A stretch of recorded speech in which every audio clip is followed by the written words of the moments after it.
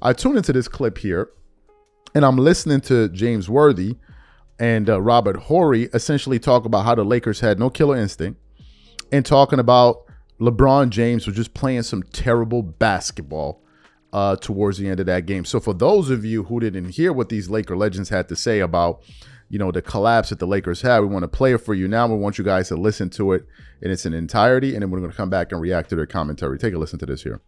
I wish we were at a bar right now so I could have a few drinks. Yeah. Because this was a very tough loss right here. I mean, I think of losses in Laker history. This ranks right up there with it. And the way they lost was just,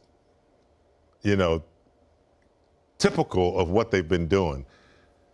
You have to value the possession of the basketball when you have a lead. And you cannot give 2 or 3 turnovers that will turn the game around and give Denver momentum. Rob's going to talk about Murray a little bit, what he witnessed, but this was very disappointing. Poor execution down the stretch that led to turnovers. I don't know what happens when we execute so well. AD before half, taking advantage of his ISO opportunities. D'Lo getting some good shots. I don't know what we turn into. I don't. It's always like we turn into we're scared to finish. Scared to finish the game. Turnovers, miscommunication on defense, and then Murray, who was cold. Rob told us.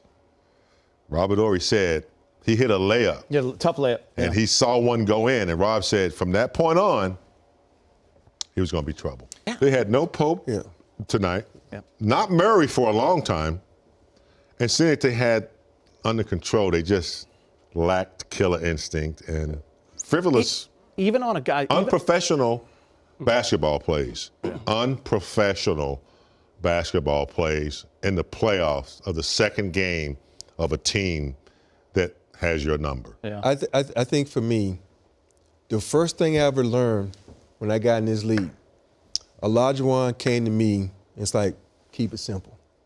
Down the stretch, the Lakers didn't keep it simple. And what I mean by that is on the offensive end. They started to do all these little screens and all these trickeries to try to get the mismatch. You know what a mismatch was? AD on the post. And when they didn't start going to AD on the post, one shot in the fourth quarter, he had 32 points going into the fourth. And for me, you have to understand mismatches. LeBron is 39. Yes, he is one of the best players ever to play this game. He had no advantage tonight. That ISO at the top got them in trouble. You know why? Denver was able to rest on the defensive end. They sat there and they waited on LeBron to make his move, and then they went in. I love LeBron to death, but to me, that's not winning basketball. If you on a break going downhill like that, I am fine with it. But when you get it stationary at top, and I know people are going to kill me for saying this because I'm talking about LeBron James, it's basketball. Go to the first half. Did we have that in the first half with LeBron ISO at the top? No, we did not. We had D'Lo. Even though D'Lo saved with some threes, the ball was moving. AD was in the post. You was giving it to him in a stationary position where he can make his move. There's a lot of things that went on in this game. You can bring the subs on the coaching staff. You can bring LeBron, ISO, and you can blame AD for not taking the ball in the post. There's so many things you can point out. And when you in a playoff game and you have a league like that, you don't need to be fancy on the offensive end. Just be simple.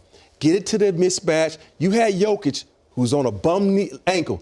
He couldn't play. 5 times in a row down the stretch. And AD was cooking, but then you go away from it. And to me, you got to understand, it ain't about me. It's about we in the playoffs, and you got to go to the advantage. And AD in the second half, who had the advantage throughout the first half, we totally forgot about him. He had 8 in the third. He got his 4th foul with a couple of minutes left, came out, didn't start the 4th, and came back in and was never himself. You mentioned standing in the corner, kind of to start a lot of possessions. They were trying to, spread it. And Brez, little plays that just keep popping into my head. Gordon saves it on the sideline, goes out to MPJ right after a LeBron dunk, goes for 3. Just things like that. I mean, that's what the champs do.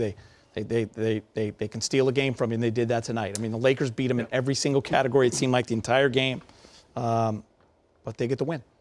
LeBron said after game 1, we're going to have to be perfect to beat these guys.